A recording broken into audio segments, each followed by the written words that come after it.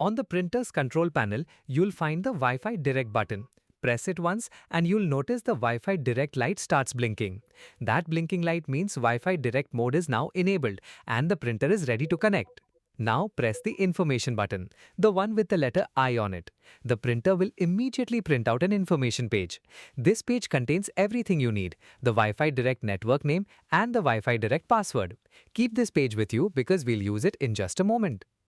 Today, I'll show you how to print directly from your mobile phone without any Wi-Fi router or internet connection.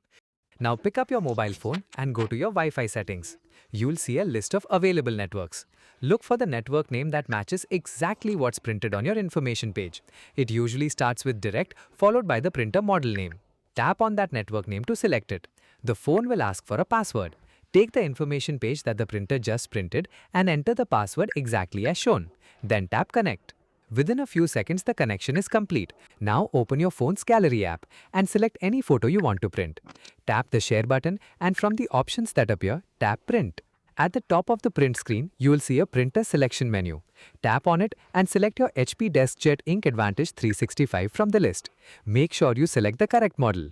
Once your printer is selected, tap the print button in the top right corner of the screen.